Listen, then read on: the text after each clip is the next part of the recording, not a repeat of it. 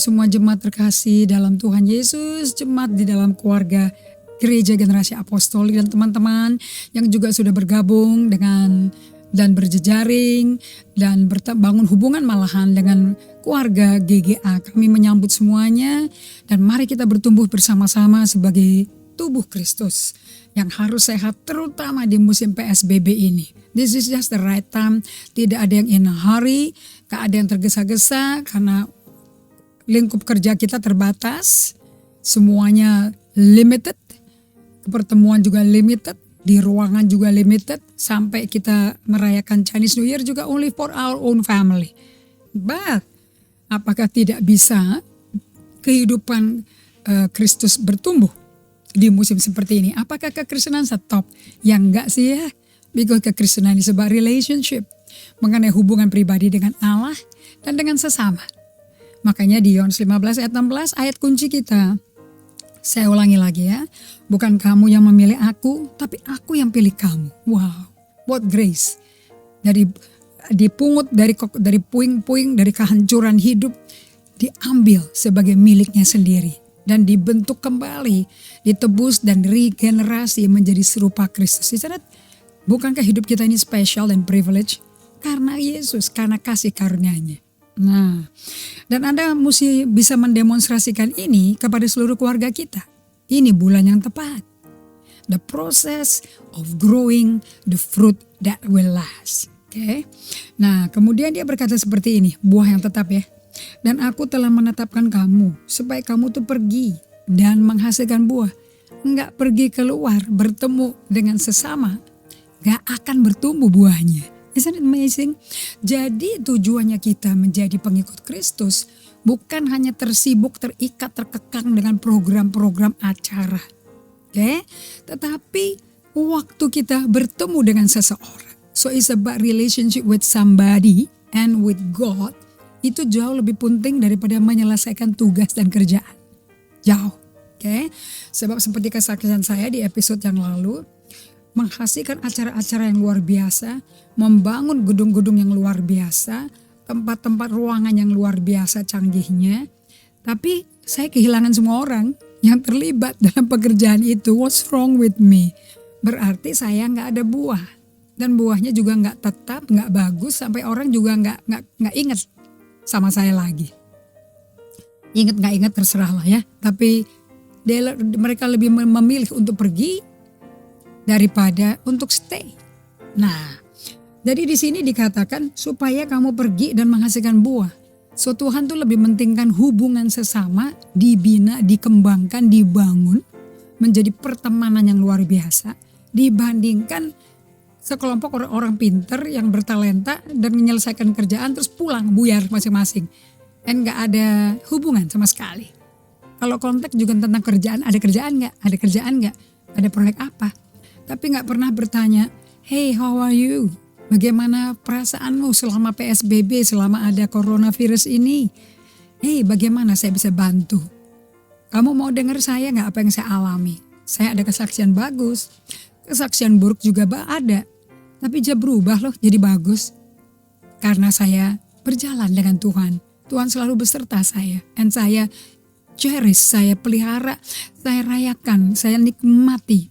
Ditemani Tuhan loh. Benar-benar di Allah yang setia. Nah, inilah proses yang Tuhan mau Anda alami. Jadi mengenai hidup pemuritan dikembangkan jadi kepemimpinan Tuhan is more about being with people, berada dengan orang daripada dengan kerjaan.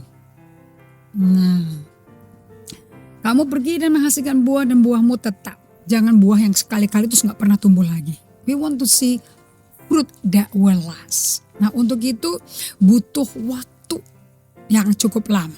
Nah yang bikin saya cukup kagum adalah, dan saya agak berat menerimanya, karena Yesus berkata hubungan ini tidak saja dengan sesama saudara, bahkan dengan Tuhan Yesus. Dan dia mau hubungan kita dengan dia itu hubungan persahabatan. Coba lihat Yohanes 15:14. Aku tidak menyebut kamu lagi hamba ya, sebab hamba tidak tahu apa yang diperbuat oleh tuannya. Tapi aku menyebut kamu sahabat. Wow, karena aku telah memberitahukan kepada kamu segala sesuatu yang telah kudengar dari Bapa. Udah gak ada tutup-tutup, kita udah vulnerable nih. Terus dia bilang, bukan kamu yang pilih aku, bukan kamu pilih aku loh, aku pilih kamu dan aku mau kamu pergi dan menghasilkan buah dan buahnya tetap. Dan ini perintahku, kasihlah seorang akan yang lain. So ini musim dimana Anda mengasihi orang tuamu secara genuine. Dimana semua unek-unek kepahitan, kekecewaan harus dilepaskan. Lepaskan ke Tuhan, kemudian bicara dengan orang tua. Jadi jangan cuma mau ngambil angpau tapi gak mau menerima apa adanya kondisi orang tua kita. Apa adanya kondisi saudara-saudara kita. Receive them as they are. And kita jadi terang, kita jadi teladan. Menjadi kehidupan. Rasul Paulus berkata di Filipi 4 ya. Apa yang kamu lihat aku hidupin, aku katakan, aku lakukan. Kamu ikutin dong. Itu Filipi 4 ayat 9. Inilah musim untuk ayat ini digenapi. Dan apa yang telah kamu pelajari, dan apa yang telah kamu terima, apa yang telah kamu dengar, dan apa yang telah kamu lihat padaku, lakukan itu. Maka Allah sumber damai sejahtera menyertai kamu. So Christianity is not about dengerin khotbah, terus melakukan acara gereja. No, far from it. Justru PSBB ini bikin Anda masuk ke jalur kekristenan, kehidupan pengikut Kristus yang prima, yang tepat. Karena Anda gak bisa kemana-mana. But you need to have restoration. Lihat restorasi hubungan dengan orang tua, sesama saudara, keluarga sendiri. Nah ini lebih sulit untuk difokuskan di musim ini dibandingin ketemu teman-teman gereja, teman main, teman makan, teman jalan-jalan. Hey guys, mari berjalan bersama Tuhan dulu yuk. Supaya Anda bisa mengasihi Tuhan dan mengasihi sesama seperti Yesus mengasihi Anda. Itu Yohanes 13 ayat 34-35. It speaks so loud to me. Okay? Inilah perintah baru kepadamu supaya kamu saling mengasihi. Sama seperti aku telah mengasihi kamu, demikian pula kamu harus saling mengasihi. Ini ngomong mengenai orang yang di rumahmu dulu. Dengan demikian semua orang akan tahu bahwa kamu adalah murid-muridku, yaitu jikalau kamu saling mengasihi. So, what is the ciri-ciri muridnya Yesus? Harus dibikin dengan pelan-pelan, dengan tidak diburu-buru, kalem. Tapi jalan terus, in step sama Tuhan. Tuhan gak pernah break ya, jalan terus. Cuman gak tergesa-gesa, slow. Dimana Anda mesti duduk tenang dengan Tuhan dan Anda mulai jalan dengan ritmenya Tuhan. Setiap hari meeting with God, listening with God. Mandikan dirimu dengan firman, biar tuh benih firman tertanam di jiwa yang bagus, yang kondisi tanahnya prima. Tidak basah becek tapi lembabnya cukup. Sehingga benih bisa berakar, akarnya bisa bernapas sampai menghasilkan tanaman yang buahnya tetap. Kuncinya lagi, ini adalah journey seumur hidup yang tidak akan kelar sampai Yesus datang. Kalau Anda gak mulai sekarang, kapan Anda mau siap untuk kedatangan Yesus kedua kali? Karena apa yang kita alami sekarang betul-betul di tengah-tengah zaman akhir zaman. Be careful. So, saya akan lanjutkan kembali di episode berikutnya untuk proses yang bikin Anda semuanya itu menjadi ranting yang betul karena tertanam di pokok anggur yang betul, Yesus Kristus.